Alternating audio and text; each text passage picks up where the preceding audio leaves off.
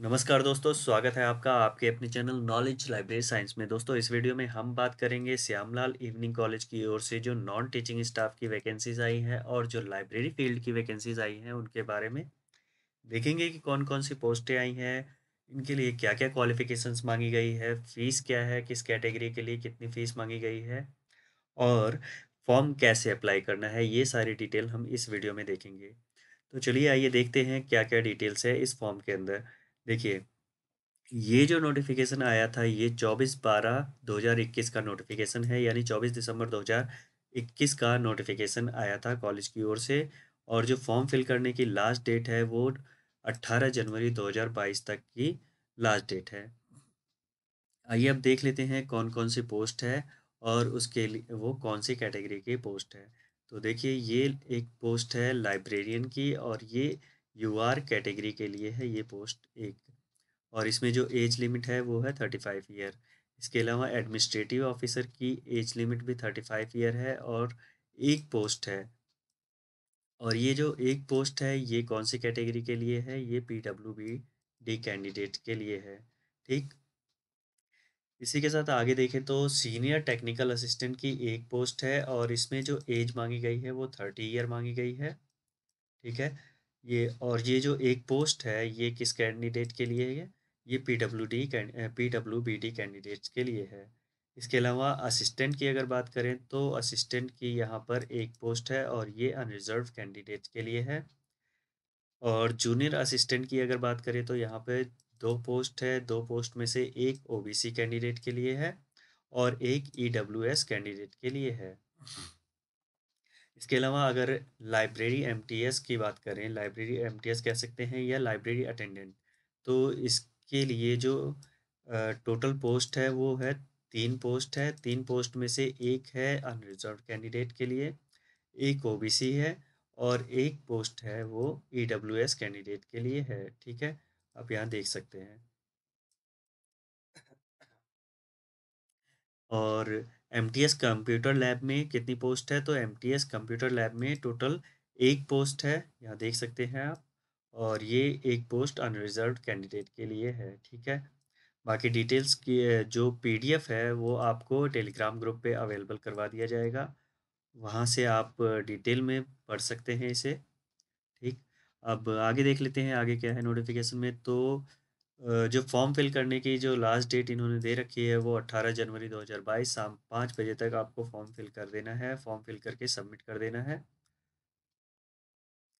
और जो फीस की बात जो मैं कर रहा था, देखिए यहाँ पे फीस जो है जनरल और अनरिजर्व कैंडिडेट के लिए 500 रुपये है, नॉन रिफंडेबल है, यानी एक बार फीस सबमिट कर दी तो वो वापस नहीं की जाएगी।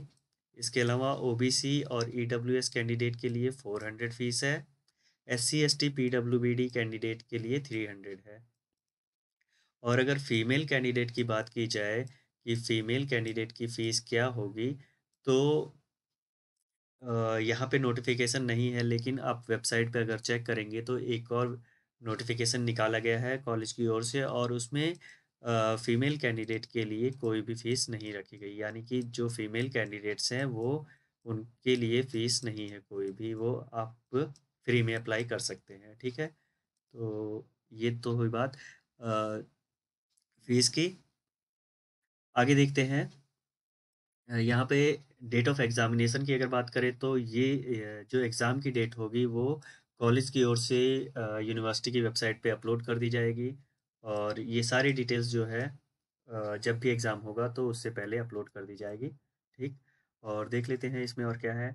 आपको जो फ़ीस सबमिट करनी है, फ़ीस सबमिट करने के लिए आप ऑनलाइन ट्रांजेक्शन नहीं करना है, इन्होंने डिमांड ड्राफ्ट के थ्रू जो फीस मांगी है, आप एक डिमांड ड्राफ्ट बनाएंगे और किसके फेवर में बनाएंगे, तो वो डिमांड ड्राफ्ट होगा प्रिंसिपल के नाम पे, principal Shyamlal Shyamlal college evening के नाम पे पेएबल होगा।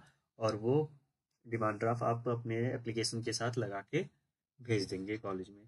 ठीक है, आगे देखते हैं अब यहाँ पर क्या है एसेंशियल क्वालिफिकेशंस की बात करें तो लाइब्रेरियन के लिए क्वालिफिकेशन क्या क्या है, तो यहाँ पे मिनिमम क्वालिफिकेशन है मास्टर्स डिग्री होनी चाहिए या डॉक्यूमेंटेशन साइंस की डिग्री होनी चाहिए 55% के साथ। यहाँ पे इसके अलावा नेट क्वालिफाइड होना चाहिए पीएचडी होनी चाहिए, पीएचडी रेगुलर होनी चाहिए। बाकी कई सारी इसमें क्वालिफिकेशंस हैं। तो जो कैंडिडेट इसके लिए एलिजिबल हैं वो आप हमारे टेलीग्राम ग्रुप से आप इसका पीडीएफ डाउनलोड करके आप पूरी क्वालिफिकेशन को आराम से पढ़ सकते हैं, और अगर आप एलिजिबल हैं तो अप्लाई कर सकते हैं। ठीक है। डिजायरेबल में भी यहाँ पे क्वालिफिकेशन मांगी गई है, पीजीटी लाइन की क्वालिफिकेशन मांगी गई है, एक्सपीरियंस भी मांगा गया है, देख सकते हैं यहाँ पर। और इसके अलावा अगर आपका सिलेक्शन जब हो जाता है तो उसके बाद आपकी क्या क्या रिस्पॉन्सिबिलिटीज होगी वो यहाँ पे मेंशन की गई है। ठीक है। आइए आगे देख लेते हैं। अब ये सीनियर टेक्निकल असिस्टेंट के लिए क्वालिफिकेशंस है, असिस्टेंट के लिए, जूनियर असिस्टेंट के लिए। और लाइब्रेरी एमटीएस की बात कर लें तो यहाँ पे देख लीजिए, एज की बात की गई है, 30 ईयर एज की बात की गई है कि 30 ईयर एज मैक्सिमम हो सकती है। और यहाँ पे मिनिमम 10th पास होना चाहिए, और सीलिप का सर्टिफिकेट होना चाहिए, यानी लाइब्रेरी साइंस में सर्टिफिकेट कोर्स कम से कम होना चाहिए। इसके अलावा डिज़ायरेबल में क्या है, डिज़ायरेबल में है computer as a subject at a secondary level और basic in computer from any institute, यानी आपका कंप्यूटर सर्टिफिकेट कोर्स होना चाहिए कहीं का भी, किसी भी कंप्यूटर इंस्टीट्यूट से, या फिर आप 12th क्लास में आपने कंप्यूटर पढ़ रखा हो। ठीक है। तो ये क्वालिफिकेशंस मांगी गई है लाइब्रेरी एमटीएस के लिए। ठीक है। आइए तो और देख लेते हैं और क्या क्या डिटेल्स है इस नोटिफिकेशन में।